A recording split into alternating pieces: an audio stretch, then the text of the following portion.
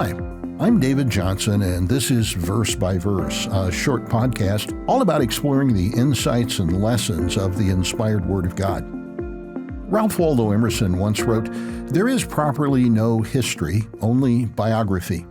For many people, the word history makes them think of a collage of names and places and dates and events that may or may not seem to have any relevance to how we live our day-to-day lives. But Emerson was making the point that history is really the story of people, some of whom lived their lives well, some who did not, some of whom were well prepared for the challenges of life, while others seemed to be continually bewildered and confused by those same challenges. Some faced life with courage and hope, while others were content to simply look for someone to blame for their failures.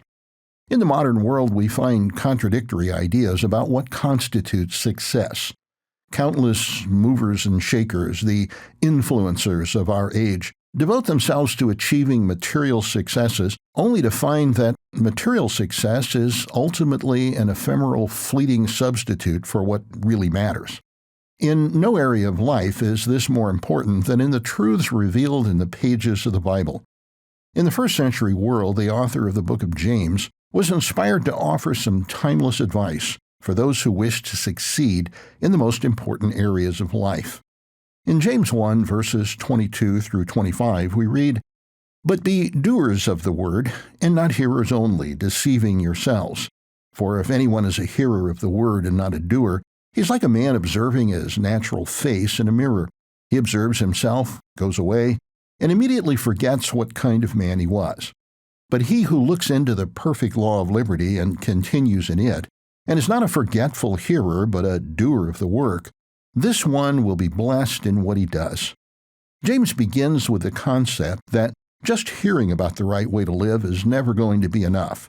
The person who wants to succeed in the areas of life that offer more than temporary satisfaction must make a conscious decision to act upon what he's heard.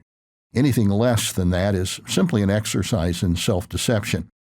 He then goes on to illustrate his point by describing a man carefully examining himself in a mirror and then walking away without making any changes.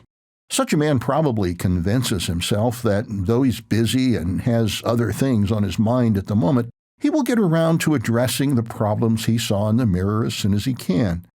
But he doesn't. Maybe he begins to notice that other people have flaws too, and his aren't any worse than anyone else's. In fact, compared to most people, he's not all that bad. He doesn't purposely forget what he saw in the mirror. It isn't intentional. It just gradually fades from his consciousness. But then James tells us about a man who judges himself by a different standard, a standard James calls the perfect law of liberty. We're told he looks carefully, he keeps looking, and he acts upon what he sees. No excuses, no delays, no blaming, no self-deception. And then James points out another promise. The God who provided that perfect law of liberty will personally intervene to help the man who's trying to do what he sees as right. He does not need to succeed on his own strength alone. He will be blessed by God himself in his efforts. You and I have the ability to choose which of those two men we will be.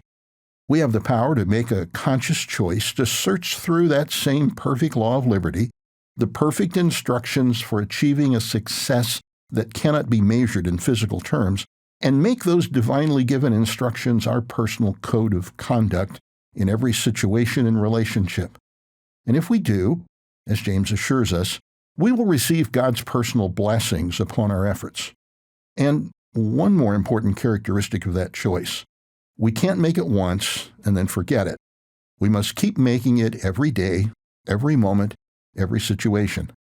And when we do, God himself has our back, and we will receive his blessings in all we do. Verse by Verse is a companion podcast to the Daily Bible Verse blog, which you can find on the Life, Hope, and Truth Learning Center. Check out the show notes for more.